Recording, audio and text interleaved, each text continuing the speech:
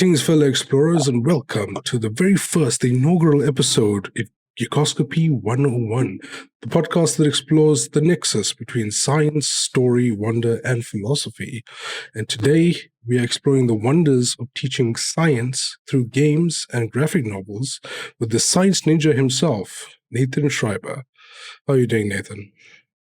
I'm good. As we mentioned before, for the circumstances, being a pandemic and all, I'm good. It's been challenging. My daughter is very young and she's normally in daycare. So I'm having to do a lot more childcare than I'm used to, but family is healthy. That's the only thing that really matters. I think this pandemic has taught us to focus on what's important and the bare minimums and figuring out what's extraneous in our lives. It's a good point. Honestly, there might be, people always keep talking about the sort of silver linings, but maybe that will happen. It's just we'll realize just how connected we all are by all of this. That would be a nice outcome. And of course, I'm your host, Yanas, otherwise known as Dr. Kisten, otherwise known as the artist formerly known as The Tunes. That's what it was before the rebrand. But enough about me. Enough about me. So tell us, Nathan, a bit about who you are in this moment and what you do in this space. So I make games and graphic novels that teach science. So my plan is to build a really comprehensive science curriculum out of games and graphic novels, like a whole series of graphic novels with characters that it's like an epic thing, and it teaches a comprehensive curriculum. Basically everything that in the United States educational system is my frame of reference. So it's everything that goes up to about high school. You would cover in these graphic novels and games. Okay, so do you actually base the novels exactly on how the curriculum is set up, or do you just use that as kind of inspiration for the graphic novels? Well, it's a very, very large curriculum. So the one that I'm working from in the United States, it's called the Next Generation Science Standards, and it's pretty comprehensive. This isn't a unique to states kind of. No, it's chemistry, it's basic physics, it's earth science, fundamental principles of science. Fundamental stuff, yeah. So it's you could also just write a general science book and it would cover some of these curriculums. It does affect a little bit how I organize it. I'm okay, I don't want to include too much in one book, because I want this book to be for kids that are third, fourth, or fifth grade, or maybe in junior high school, maybe older grades or something like that. So the curriculum definitely helps keep me focused, because here's the problem with me too, is I'm working on a new graphic novel right now. And I got so into some of the science that I was studying, the chemistry of fire and what happens in a chain reaction with radicals as it breaks down. And I ended up including these equations that are postdoc type of work, this isn't something kids. So having the curriculum there and just reminding myself oh no, I always go above and beyond sort of the minimum of what's there, but just a reminder of okay, this is the stuff that I have to teach, and I have to teach well. I have to make these points. It does really help. I suppose it helps you organize your thoughts. Absolutely. Yeah. Yeah. And just try to find the connections between all of these different curriculum and stuff like that. Mm-hmm. So tell us a story about how Science Ninjas came about. How did the brand come about? Where did it start? It's a little bit corny. I was just a really big fan of the anime series Naruto and the manga series, obviously. And I think I was just wouldn't it be cool if these ninjas had lab coats on? And so I started a little doodle, but it's in my experience, when you have a good idea for something, I have a million ideas every day, but just none of them are good. I think most people are like that, Every once in a while you'll get an idea and it's you'll turn it around again and you'll be oh, that's not so bad. And it's just oh, okay. The longer you sit with it, the more you realize oh, okay, this is actually a really good idea. And it's just I did science outreach at schools. I made comics that were teaching science. It's and when I was doing these activities, I realized oh, games are also a really great way to teach science, So Like that's how the games got involved too. Games are just like I think they're a really handy way to teach science, because so much of science like is something that kind of nags me a little bit about the way that STEM is kind of marketed. Is it's like experience is always like it's the most amazing experience in the world, like doing this lab experiment, doing like putting like causing a big chemical reaction, making something explode. But a lot of learning, especially like fields like biology and stuff like that, there's a lot of like memorization involved. There's a lot of things that aren't like exciting the learning process. Like a lot of it is like rote learning, and it's very effective, but it's boring. So if you have a game, people are actually doing the same thing over and over again. Like like there's all kinds of puzzles that exist in games. Like in Catan, you played Settlers of Catan, of course, right? Yeah. So Settlers of Catan, how do you build a road? It's a brick and it's a wood, right? Yeah. Like if you want to make a salt, it's metal and it's a halogen. That's how you make a salt. And so it's like, these are just really like it's just like it's the same exact thing. If you just like keep building that puzzle, then you get all the benefits of rote learning. You don't really get any of the like just how boring it is. It's like kids want to give up when you're doing rote learning. But if you're playing a game, you want to beat your opponent. You want to keep playing. So games are just like a really, really great way to teach science, I think. Yeah. I think gamification is becoming a big thing now, especially in finding new ways of educating people, because like you said, it is boring. Like I just watched a podcast with Neil deGrasse Tyson the other day, and he was saying like there shouldn't be this thing, where kids leave school and they're like, oh, like now my life is starting. Like it should be that, oh, I just like now I can't learn anymore, because the way that school is done is, you should be, I mean, you're built by evolution to be learning all the time. Like that's one of our successes as a species. That's what we were doing on a constant basis. That's how we survived out in nature, because we don't have fangs or claws or thick skin or anything. It was about learning about how we can manipulate things. And so he was like, just the way school is portrayed to a lot of people, like some people like me who've had an interest in science since I was like before school, the system actually works out really well, because like I did really well in school because I was so interested. But to other kids who just see it as, okay, I'm sitting at a desk all day, I'm listening to this droning teacher saying stuff, I'm looking at this paper, I'm writing, like that's what it is to them. It isn't about real tangible stuff to them, Exactly. And it's hard and it's challenging, and you need to engage kids, because like I know, like when I was a kid, like I was kind of interested in science, but it wasn't one of my favorite subjects. My favorite subject was like history and economics and stuff like that. Those are the stuff that I was really gravitating towards. And science to me just seemed kind of tedious and boring.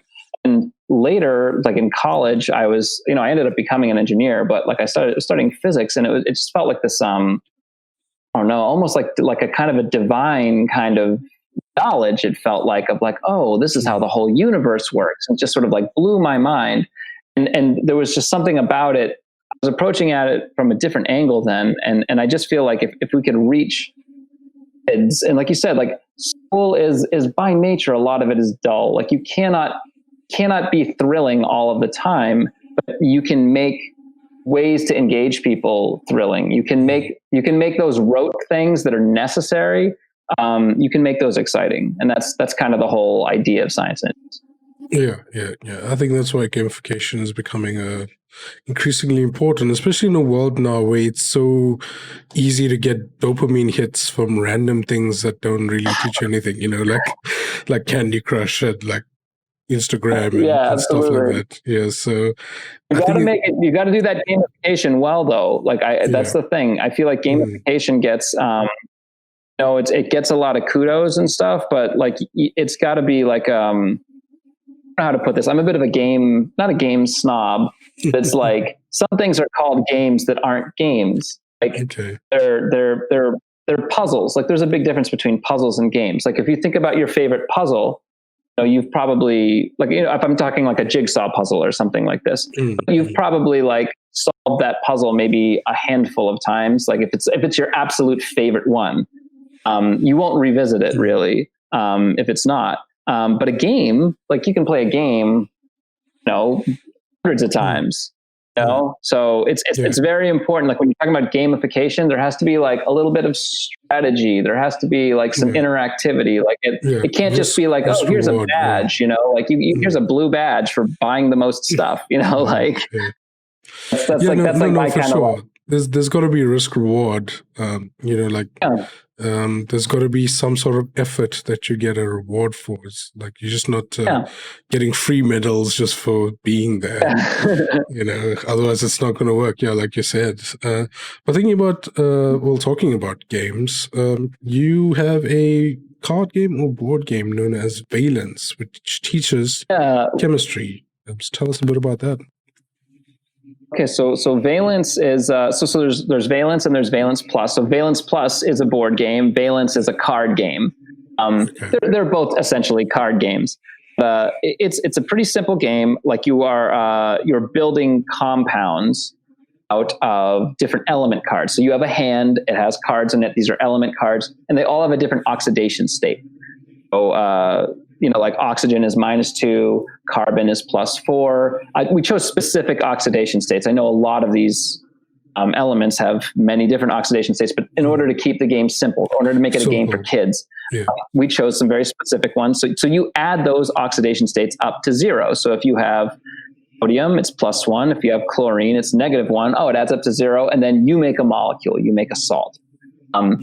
So that's just how, and when you make a molecule, you get points. What makes the game fun is that you can build acids and bases. And so you can use your acids to actually attack your opponent's molecules. So the chemical reactions are actually very interactive. It's how you sort of attack your opponent, and you break the molecules down into their different products with a chemical reaction. So it's like, it's from a gameplay standpoint, it's like, oh, this is like kind of like the most exciting part of the game. You're breaking down your opponent's molecules, but it's like the advanced chemistry at the same time.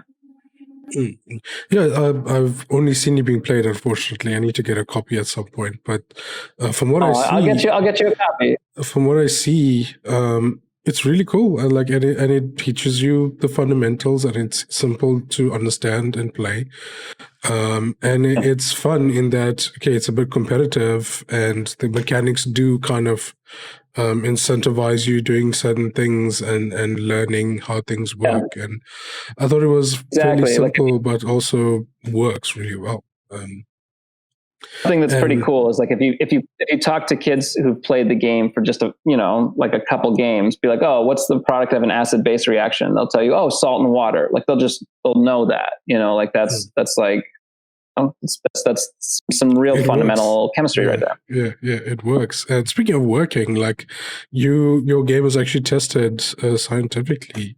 Dr. Tiffany Hesser, and she's a professor at University of New Haven, professor of education, and Dr. Amanda Simpson, who actually collaborated with me in designing the original game. They ran some tests and found out that it significantly improved chemistry knowledge, which I don't know. I don't want to sound really, I could sound really smug here, but I just wasn't surprised at all about the findings. I was like, well, of course, like playing this chemistry game will help you get better at chemistry. Like that's not surprising at all. It was good to see that it was a pretty large effect. Like that was like a little bit eye opening. It's like, oh, okay. Like this is actually making an impact on how people are learning. So, but it's a useful tool. It's not like I believe in like some people might not do well with like visual materials. Some people learn in a lot of different ways, and like it's not like the end all be all tool to teach chemistry, but I think it's something that can really help, especially like reluctant learners. There's kids that don't realize they like chemistry yet, and then it's like you play a game like this and it's fun, and then it's like, oh, this is how the universe is constructed. It's actually pretty fascinating. Yeah. And when they do learn that they like chemistry, they go to university and then find out about organic chemistry, and they don't like chemistry anymore. Yeah, I don't know. Yeah, that might be a different position. I have a lot of friends in undergrad who did organic chem, and like they they hated it. Oh yeah, chemistry graveyard, organic. Yeah, exactly. I luckily I didn't have to do it. Well, I don't know about luckily because I don't know whether I would have liked it or not because I didn't do it in undergrad. But I didn't need to do it for my marine biology degree. But yeah, all of my friends were like, "No, we're not doing we're not doing chemistry anymore." That was actually something that a professor actually told me. It was like, you got to make a game for organic chemistry. Cause like that's something that people give up on so easy. So that's always been like an idea in the back of my head, but it's like, I don't know. It's also pretty ambitious too. Yeah. Well, if you do come up with it, I'll be interested in playing it. I might then start learning organic chemistry. So you mentioned you had the doctor that worked with you. So how did you get the team together right now for Science Ninjas? So I basically run Science Ninjas. It's kind of a one-man operation. When I came up with Valence, I had help from Dr. Amanda Simpson, who's a professor of chemical engineering at the Cooper Union. And she introduced me to Naomi Klinghoffer, who's a professor at Western University here in Canada. Spoiler alert, Naomi is my wife. We have a child together.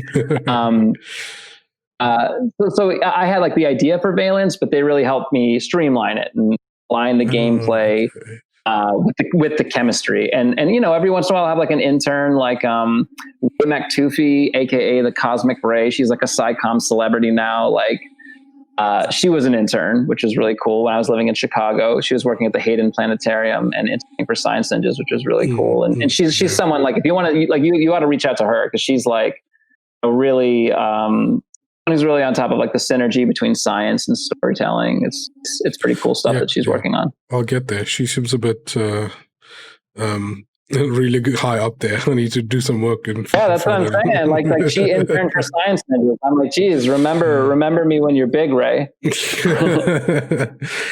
So as you were going through this journey of trying to blend, essentially art with science and interaction as well, like what were some of the biggest challenges you had trying to develop this stuff?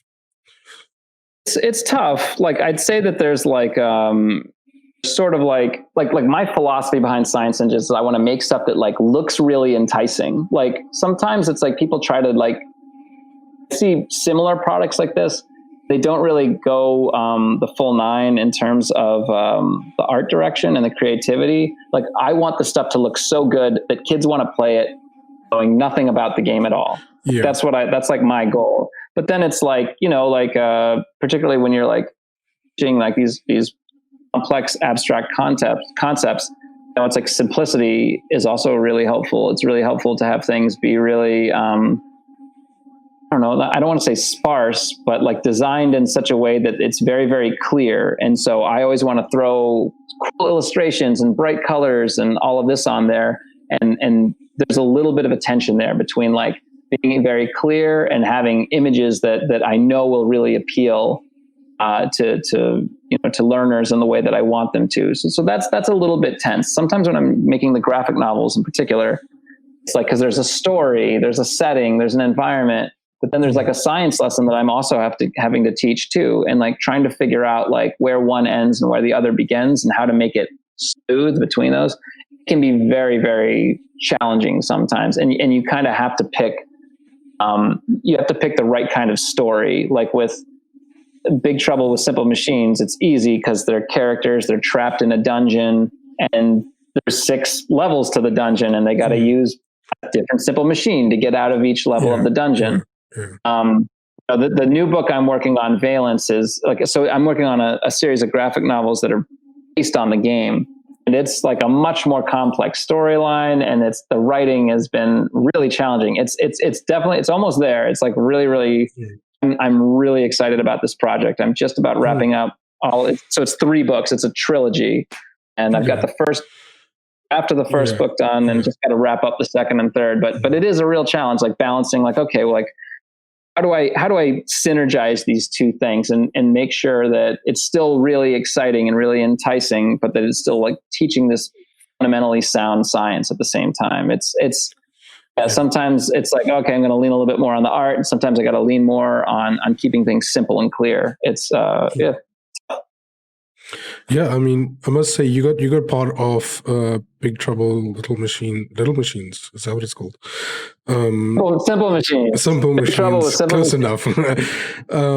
On YouTube, voiced over, and I watched through all of them. It's available, and it does a really good job of like easing you into the simple machines and then building on it and explaining it really well. And I'm like, okay, this stuff, even though I like knew it inside, the way that it's represented kind of changed the way like I thought about it. Because like you do this type of stuff in school, but in school it's like, okay, this is this and this is the definition of that, and that's what that does. But in the graphic novel, you get to see it in use because there's a puzzle that's involved.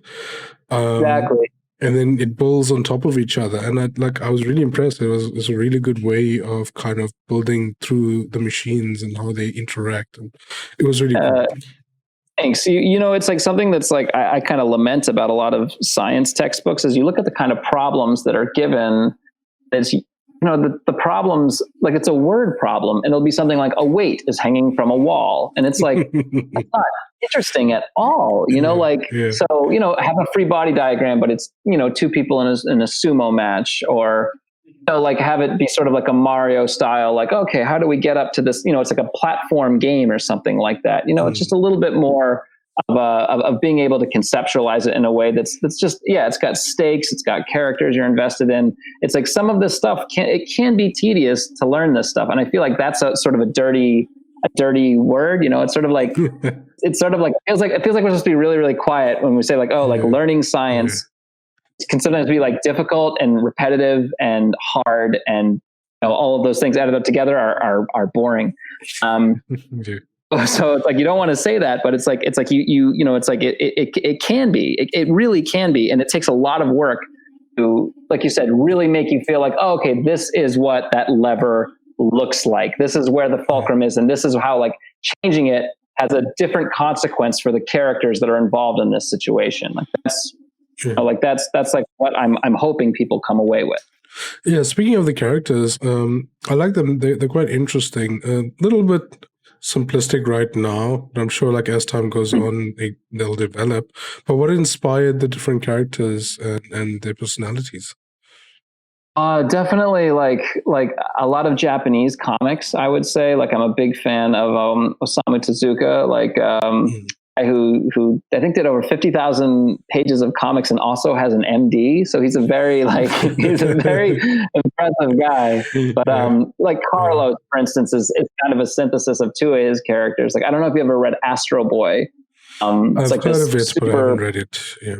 It's awesome. So it's like a super powered Pinocchio type of story where the story is really focused on this. You know, he's like a robot boy with superpowers, but the story is ultimately really about his humanity. So it's a lot like, you know, like Pinocchio. And then he does a biography of Buddha where it's like, Buddha is kind of like this pacifist action hero. It's like really fun. And, I like to think of like Carlos as like a kind of a synthesis of those characters. He's like a super powered kid, but he's, you know, you'll never see Carlos like throw a punch. Like he's just not that type of character. And that's interesting to me.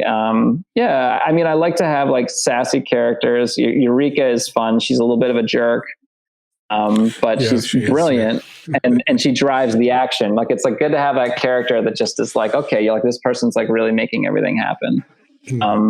I don't know. It's like I you know, like just like a lot of Miyazaki type of movies, like Spirited Away. I love that stuff. Nausicaa. There's a character in the next book, Sloopy. She's in Valence, but you know, she's a lot like Princess Nausicaa. She's like this noble character that's trying to protect her environment. Yeah, I don't know, just like I have so much fun with the characters, and like you said, it's like I have like 10, 12 books planned, so I have the whole arc. It's just a matter of like I really want to make all these books. It's just going to take me forever to do it, especially if I'm spending 20 extra hours taking care of my daughter a week, It's going to be tough. I mean, those manga last for years. I mean, like take Naruto, for example, it's 700 chapters. And those mangaka, they work sometimes they run in like 3 hours sleep, and like their life is to do that manga, so I can imagine like for normal people, like it would take even longer when like One Piece is still running. Absolutely. Yeah. No, right? I love One Piece. I would say like I feel like a lot of those stories though, like I think Naruto could easily be half as long and it would maybe be twice as good. I love Naruto, but these series are kind of perpetuated a little bit longer. So it's like they're epic comics, but like I think I could do like in 10 books, like 1,000 pages. I definitely think I could like tell the story that I want to tell, and also teach a comprehensive science curriculum. Well, yeah, I mean, you have that. I might take the rest of my life, but I got the rest of my life to work on it, so it sounds like a good idea. Well, also you're not beholden to any publishers or anything who want you to draw out the story. Like it's all you, so you can just I do it on my. I'll be frank. I would like to. I think it would be. There are things that I love about all my own stuff, especially the games. Like it's hard to sell books. Like books is like a whole different, like selling games is easy and selling books is like completely different. So I think it would be nice to work with a publisher, but I don't know. It's like you said, it's like right now I have like control over everything that I do. And I really, really like that a lot. Like I get to make the stuff that I want to make. So I don't know. It would be, I could just figure out. It's like, I think I was talking to you about this before on the podcast. You're like, oh, so what are you doing to like market your YouTube channel? And I'm like, what are you talking about? Like marketing? Like, what does that word even mean? So like, I'm not as savvy about like the business end of things, but it's like, I make products. I could probably be a lot more successful than I am, but right now it's like, we've sold like over 15,000 copies of Valence. So it's a modest hit. Yeah. Like we're still figuring out how to sell more of these graphic novels and stuff, but it's like as long as I get to like make this stuff, what I sort of see it as is just like, eventually I'm just going to make so much stuff. Eventually it's just going to catch on. Like, I don't care if I'm like ahead of my audience. Like that's fine. Like, we live in a really small city in Canada here, it's a pretty simple life. I'm not like living in like downtown Manhattan or anything like that. So that's just like I said, it's just going to be my life's work to like make these games and graphic novels, and like I'm fine with that. Yeah, it's pretty cool stuff. So I'm sure you'll be happy most of the way, just trudging along and building the snowball, and one day it'll roll down the hill, I'm sure. Yeah, definitely. So, do you actually find that you need to switch between like logical thinking and creative thinking, or does it all blend together at this point when you're thinking about the science and then going into the art? Switch is a pretty big word. I would say like the edges get fuzzy, but there's still distinction. Like there's definitely a lot of overlap between like art and creativity and making comics and explaining the science of something. Like there's no, like diagrams are really just comics. So when you're thinking about how to lay out a diagram, you're really thinking about making a comic. There's some stuff like when I'm like working on like, the sound design in these videos, for instance, that I'm making for Big Trouble, like that doesn't really feel so connected into like my sciencey side. But the comics and the games, like they're pretty. So there's some things like like that are very much in the artistic end of side things. There's other things that I'm like when I'm like doing sort of like the homework, like really boning up. Like I know about everything that I'm writing about generally, but of course I really delve into it before I like try to make a new product or something like that. Yeah. So that's like one extreme, and there's like package design or something like that on the other extreme. But the games are about science. Like the characters are different elements. So like when I make Carlos, like Carlos is carbon, so he's the friendly character. He gets along with everybody because carbon combines with more elements in more ways than any other element. So there's it's sort of like they're very difficult to distinguish. Mm, mm. That's pretty cool. Like you blended in the story with the chemistry. Yeah, like which is in Valence, for instance, right now, like this is like a fun scene. It's like there's these characters and they have a very weak bond, and you know, like they it's very easily broken. So the characters are very, and there's like it talks about the energy that gets released when the bond is broken and the new bond forms, and it's described as this like tension between these characters that just can't stand being around each other. So you know, like there's just like a way, like you can even find ways for just science to sort of like inspire story. You know, like that's like a very good way to do it. What other examples of this type of thing do you consume that you see other people doing? Like, what's some of your favorite games and graphic novels that actually do this kind of stuff, or just stuff that you like? Oh, who's doing this well? Like Jay Hosler is a cartoonist who does a pretty good job of blending these things. This is like, I feel like a real knob. Let me just like look on Twitter and find this guy's name, because there's one guy who does like a really amazing job with it. His Instagram and Twitter handle is Artibiotics. It's like antibiotics, but with an R. And he does these gorgeous illustrations of, I just want to get his name right, because like I would feel like a real chump if I mentioned him, but I mispronounced his name. Spelled it wrong. But he does these like gorgeous, like, you know, when you're looking in your biology textbook and there's like a gorgeous picture of like a cell and you're just like, oh, that is like really, really amazing. So his name is, Leon Cairns. Okay. Sorry if I mispronounced that, buddy. But, he's in New Zealand, and it's like, yeah, like I said, it's like antibiotics with an R instead of, it's like Artibiotics. And like his artwork is just like incredible. And it's like really, really, and it's like, he makes these really, really like fun comics, and like, there's like cells and organs, and they all have like faces, and they're like crying when they're unhealthy. And it's just, I don't know. It's just like, it's like he manages to really mine so much character out of like cells and organs and reactions and things like that. It's really, really impressive work. So he's somebody that I feel like is doing it very, very well right now. Like he's a guy that everybody should be following. Have you seen an anime called Dr. Stone? Dr. Stone. Oh, I've heard of this. I got to check it out. Yeah, it is an anime that basically teaches science as well, from using the concept of the world kind of ends and everybody gets stuck in these like stones, and they essentially go back to the Stone Age because all technology like kind of ends, and like 3,000 years later everybody has no tech. So the one guy who kind of snaps out of it, whereas most people die, he's a scientist who studied all types of stuff since he was a kid and wanted to go into space when he grew up. So it's about him like trying to reboot civilization from the ground up. So that sounds like right up my alley, man. Yeah, the anime really does a good job of like teaching you, because he's one of those characters who likes to explain everything, you know. Like, gotta have that. That's the thing. If you have like a science comic, you have to have a character. So that's why Eureka is this character who does that, and you can always tell that she's kind of like proud of herself, of just like, oh yeah, like you need me to explain this, don't you? Like it's you gotta have that character who explains things, because you know you want it to come from a voice, you want that to come from a character. It's pretty boring when it's coming from like an omniscient narrator. Sometimes I rely on that, but it's like having that character that wants to explain it. It's critical. I'm sold. I'm gonna like watch this like as soon as I'm done talking to you. Yeah, you should try. Some of the voice acting is over the top. You just have to get past it.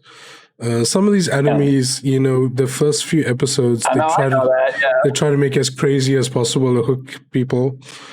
But once you get past that, like the science is actually pretty cool, and I even learned some stuff that I didn't hear about. So what you mentioned earlier that Naruto was one of the inspirations. Are we going to get the Naruto Easter egg in Science Ninjas at some point? Already. I mean, look at their shoes. I mean, just like, of course, like everything is kind of a love letter to Naruto, and that idea of what a ninja is. Like when I say that they're science ninjas, I don't mean that they're like, you know, like assassins wearing all black, you know, like I mean that they're ninjas the way that Naruto is a ninja, you know, like he's a guy who wears like a bright orange jumpsuit. He's a ninja. So that's kind of like the world that they live in is very Naruto inspired. I mean, I mentioned Tezuka, who I think is just like a really like and Hayao Miyazaki. Those are two, just from a story standpoint, people that are like influencing me a lot. Games, it's just like there's so many great games I'm playing right now. I mean, like everybody, I'm playing Pandemic right now, but I've been playing that for a while. I love collaborative games. I think cooperative games are like really love co-op games. I think you and I see eye to eye on many things. Co-op games. I love Pandemic, Forbidden Desert. I gotta get that. Have you ever played Hanabi? Hanabi is a great one. Hanabi is like very Hanabi, it's like you're building stacks, but what's fun about it is you hold your cards so everybody else can see them except you. So everybody else knows what hand you have, and you have to lay down different numbers in sequence. You can only give like very like kind of like, you're not really allowed to talk during the game, except you can give like maybe vague hints or something like that once on your turn. It's just like a fascinating game. It's like it's great. Couldn't recommend it enough. What I'm going to get next for my collections are those betrayal games where you co-op for the start and then suddenly somebody. I played those. Yeah, my wife has betrayed me a couple times. I think we played like Castle Panic, and it was just like that. It's like, there's the betrayer games are pretty fun, but like I think it like takes away the feature of cooperative games that I like, is that everybody's in a good mood afterwards. Yeah. Everybody is in a sour mood when the betrayer hits. Kidding, right? So what are you reading, watching, playing at the moment? What's taking up your free time? That's whatever you might have 2 seconds a day.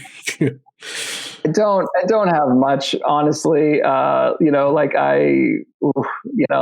wish I could, watch more stuff. Me and my wife will, we just finished up Schitt's Creek, but I really been wanting to dive into an anime. So maybe I'll check out this like Dr. Stone. But like I said, man, like I'm working, I'm taking care of my daughter, or I'm like showering or eating or something like that right now. So I'm really not doing that much. I do have a chance to listen to podcasts, but like, frankly, like this is uncool and boring.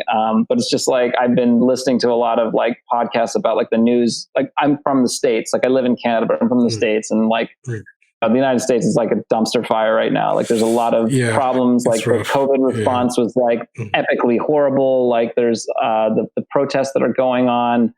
And, like actually it seems like maybe some of that's getting better, so that's like, there's like some very encouraging signs, but there's also like so much darkness. I mean, just, it's like President Trump, man. Like, are you kidding me? Yeah. Like, how did this guy become president? It just blows my mind every day. So I am following the news, like, because things are just so insane right now. But that's basically what's been consuming me. And I yearn for the days when I'm just like, playing. I got to find a new video game too. I've like played out all my old video games, but I'm one of those people that's like, I can't buy a new video game because like I don't have time to play a video game right now. So then I'll just like play Breath of the Wild like again expensive. For like another like 100 hours or something like that. Sciencey video games. There's actually a lot, but none of them come to mind right now. Maybe Ark Evolved. Game? Ark Survival Evolved. Like you have to also like from scratch try and build up your own civilization, like from Stone Age to laser weapons. Yeah. I've heard about it. I think that's how it works. I haven't actually played it, but what I'm actually playing, what I've played most in the past couple of months is Civilization 6. Which is really cool because you get to build civilizations. I never got into that, but it looks super cool. Yeah, it's really cool. I think you might actually don't. It might take up a lot of your life if you try, because you always need to hit one more turn and then you get sucked in. So if you weren't doing Science Ninjas and Valence, what do you think you'd be doing with your life right now? Hard to tell. I guess I'd probably be doing like freelance illustration. Like I started working in like the fashion industry. I may have gone back to that. doing like graphics and stuff that went on apparel. Like I'd like to make comics. Like comics is just like such a very difficult business. Like I know quite a few like professionals that are in the comic book industry, but it's a real grind. Like working for different publishers and stuff like that. Like the advances that people get are, they're really meager. They're not enough, So it's like, I'm glad I'm not like, I'm glad I'm doing my own thing, that I have my own business. But I could see myself, just being an illustrator, like basically just continuing being an illustrator. I could see myself becoming a science teacher too. Like that's something that I always like had in mind, was actually just like, getting a teaching degree and going into a school and teaching like high school chemistry, teaching high school physics. Like that'd be awesome, So, like that would be what I would like to do. But it's like the idea of like, if I wasn't doing Science Ninjas,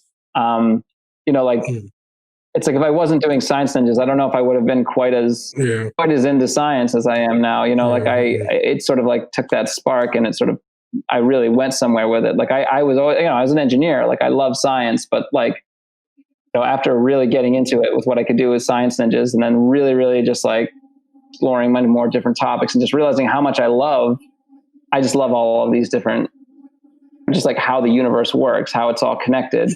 Like I don't know if I would have had that same inspiration to do that. So probably an illustrator, which wouldn't be so bad. I'm just wondering, like in 10 years time, Science Ninjas, like, will they be doing things like stopping time and stuff? Like, does it get to that progression? Oh, yeah. Will they be like, this is how time works. This is how space works. This is the time-space continuum. It's like I do... I do think that like I have like these strict rules that I really want to adhere to. Like I don't ever want like someone to shrink or something like that. Or if that happens, it's like there are things that happen in comics, and I don't want anything to happen in Science Ninjas that is like physically impossible. Like I never want them to go back in time. I don't want them to like shrink size of like Honey, I Shrunk the Kids, or like some nonsense like that, like it's like everything has to be like no science fiction, legit, or at least legit-ish, like something that drives me nuts. Like I sound like a real nerd right now, but it's like, okay, I can understand when you have like Star Trek or something like that, like people are walking around the spaceship and there's gravity. It's like, okay, like we can't really just like up with an effect to have people float. But when there's like a cartoon, there's people on a spaceship and they're walking around, I'm like, isn't it easy to animate the people floating? Like, there's no gravity on the spaceship. Like, come on.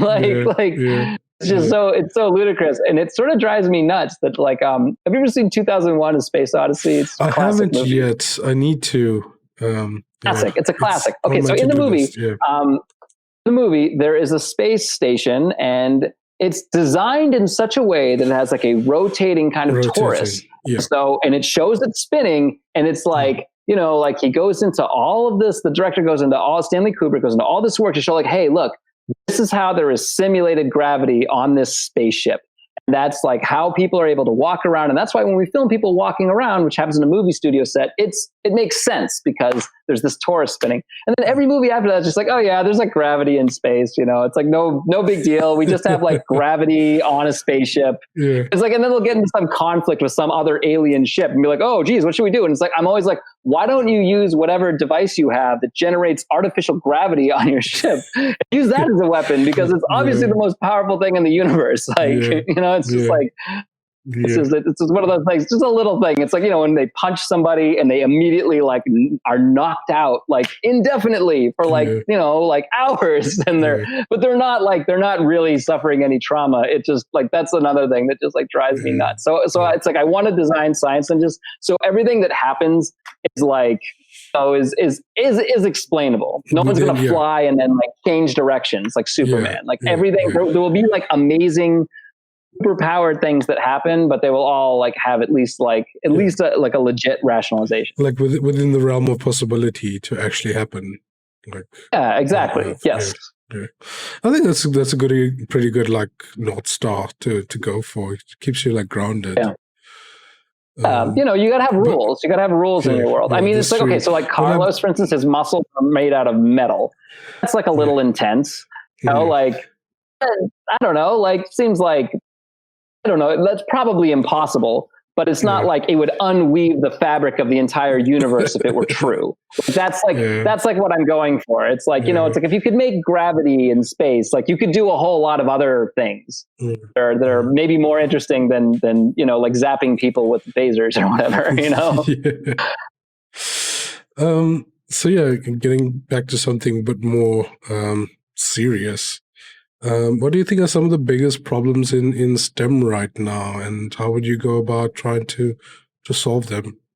Well, you're already attempting to solve some problems. So, there's issues that I have with like the curriculum. Like, I mean, it's like I said, like my frame of reference is always the U.S. So like this is like almost like a broader point about like education, but like education in the United States is people find this very scandalous when I tell this to people in other countries, and everybody in the United States just sort of accepts it as fact. But the budgets for all of the schools are locally controlled in the United States, and what that means is that if you live in a very wealthy city or area, so like they'll be like, "Hey, do you want to pay more money and make the school nice?" And people go, "Yes," you know. And then in the poorer cities and poorer areas, and you know, not just cities, all over the country, it's like, oh, if people don't have money to invest in their schools, and the schools are grossly underfunded, so it just really skews things. Like people that are wealthy go to these amazing public schools. And, you know, if you're not, then you're going to these really bad. So it's just very, very uneven. And in the United States, it's barely even challenged. Like it's something that people just sort of accept. And it's kind of outrageous. And it's like, you know, it's just like, that to me is like the biggest problem with STEM, I guess, is just access. It's just like, oh, there are people that do not have access to anything close to like an equal education as other folks. And that just seems like I would just fix that by, you know, making it more federally controlled. Yeah, no, I have this big problem too with, I suppose, capitalist society, but I'm not like necessarily against capitalism. But there's no. Capitalism is like this new. I feel like criticize capitalism these days, and it's like it's like you're just criticizing society or something like that. Like I don't know. Maybe good faith question. Like I honestly don't. I studied economics, but I don't really know what people are criticizing when they're criticizing capitalism. It's a thing that like. But like my problem is that like there's no like access to, there's no equal opportunity across the board, you know. So like you can't you're not tapping into everybody's potential, because not everybody has access to the same resources that everybody else.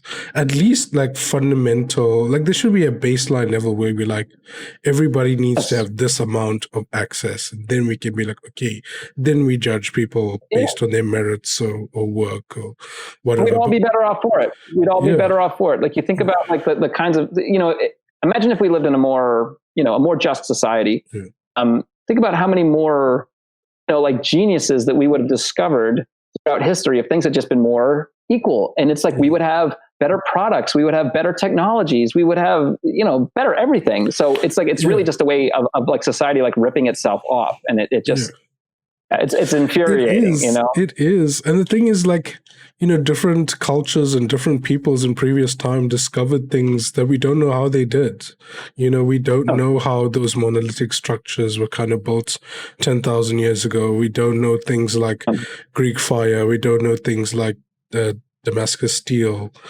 So we know that we don't know things about things that we know that we did.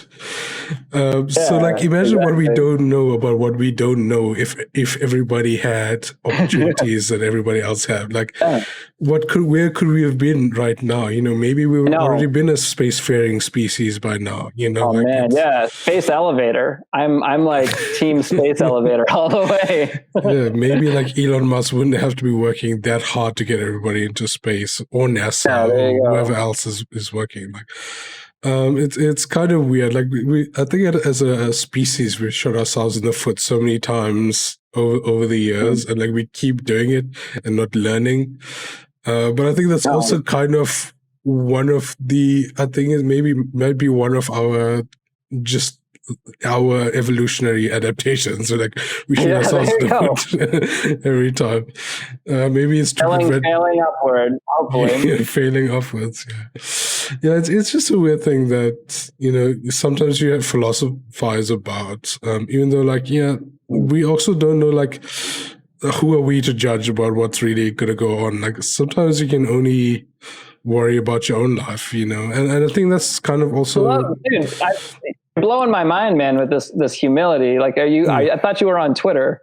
Oh, like people on Twitter have every answer, man. Like I don't understand. I feel like there's this age of certainty that everybody is in now. It sort of drives me nuts. I'm like, I wish I was this confident. Like I'm just not. Like people make these predictions now and these takes. I just feel like Twitter in particular, it's like no, this is the way that society really is. I'm like, wow, like I do not have enough confidence to like say that at all. No, I think it comes with the it's built into you being a scientist. Like you have to question everything. It's part of your job. Like you have to know what we know within a certain realm of certainty. And like in science, like it's often you never actually say that something is true. We say that within a 95% confidence something is true. And if that is then proved on time and time again by scientific articles, then a theory is developed and we say, okay,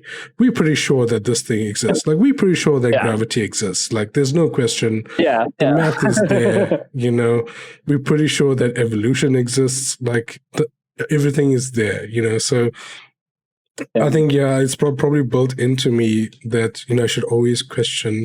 Sometimes it leads to a lot of overthinking and anxiety, but I think that also comes with the territory. But I think, like, you know, like, I think it comes back to teaching the kids about like we're not teaching kids that they should be constantly questioning and constantly getting information and enjoying that. We're just teaching them, okay, if you know this thing, then you are right and you're going to get rewarded and you're going to pass. Those two things are very different. And I think that's why it leads down the path of, okay, I am so sure about everything. Well, that's one contributing factor. There's probably a bunch more, but I could probably complex. go. I mean, probably one of the most complex things is human beings, because we don't understand ourselves. We haven't figured out the brain yet, and it'll probably take a while before we do. So maybe never. Maybe like we'll learn more about it, but I have a feeling there will be stuff about the brain that it will always just be like we'll be going towards like learning more, but it seems like the kind of thing where it's like there's just going to be more stuff to know the more that you learn. You know? Yeah. And that's actually, one of the side effects of being a scientist, because you know more stuff, but then you realize you know even less than you did before somehow. So you know, you start figuring, you get to a point where you start knowing more about what you don't know than what you do know. And I think, maybe it's a weird place to be in, I suppose, because I think human beings have evolved over the years to kind of attempt to understand reality. But the thing is, like, science is an objective way of doing that, but other people have other ways of doing that based on their experiences and what they've been taught. And sometimes it's just simple to believe a certain thing and just be happy with it and go about your day, because people don't have time to think about anything else. It's safe too. It's safe to do that. You really think a lot about humanity as evolution, like the evolution of humanity, right? Like it's I feel like you brought that up like quite a few times. That's like something that's really top of mind to you, huh? Yeah, no, I like to philosophize about this type of thing. It's one of the things I think about. I know, it's cool. Yeah. I can understand that. Like, how did we get here? You know? Yeah, that's true. Well, I was going to segue this into what has the recent going-ons in the world actually affected the way you think about how your art and your work is going to go forward. Oh man, stuff going on in the world. Like, where do I start? I mean, like, let's start with the pandemic.